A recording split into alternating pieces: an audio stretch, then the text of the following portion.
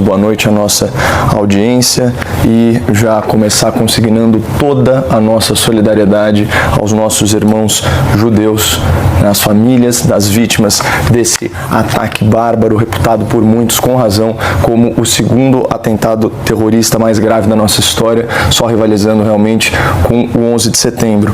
Claro que a posição do governo brasileiro é equivocada, não basta condenar o terrorismo, há que se condenar os terroristas, identificando-os. Aliás, a falsa equivalência tem prevalecido na política externa brasileira. Assim como no caso do conflito entre Rússia e Ucrânia, em que claramente há um agressor, né, e um Estado agredido, e o Brasil trata-os de forma equânime, também dessa vez fala-se aí entre dois lados que supostamente seriam equivalentes, sendo que de um lado você tem um Estado democrático e do outro você tem uma organização terrorista. É claro que, e aqui eu estou lendo manchetes da imprensa nacional, aqui especialmente a Gazeta do Povo, aspas, considerada organização terrorista, Hamas parabenizou Lula por eleição em 2022. Na época, Bazin Naim, membro do burô político do Hamas, chamou Lula de lutador pela liberdade e considerou a sua eleição uma vitória para todos os povos oprimidos ao redor do mundo,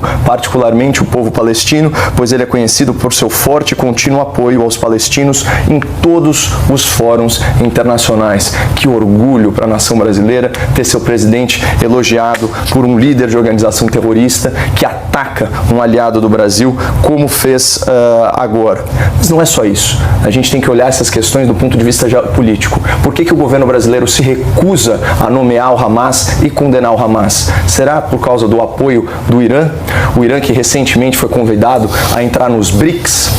O Irã o país contra o qual o governo brasileiro, à época, tanto quanto Lula como Dilma Rousseff, se recusou a escrever uma carta condenando o apedrejamento de mulheres? O que será que está por trás desse silêncio da esquerda brasileira? Para quem tiver dúvida, leio aqui uma manchete do Globo de maio de 2011. A ativista iraniana Mina Hadi se reúne com ministros em Brasília. Não foi recebida pela presidência da República.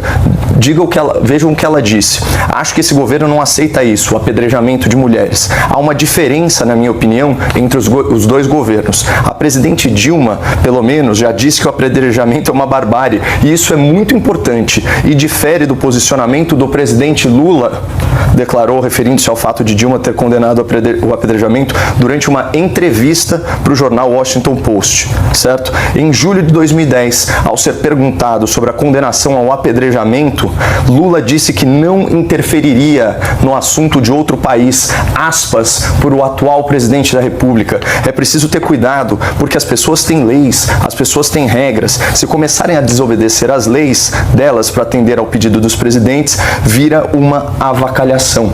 Portanto, Lula tem um histórico de condescendência com governos violentos, que estão alinhados ao Irã, e não espanta, para quem conhece um pouco da nossa história recente, essa posição aí, no mínimo, questionável, de não fazer uma defesa pública da democracia israelense e não fazer um endosso ao combate ao grupo terrorista Hamas.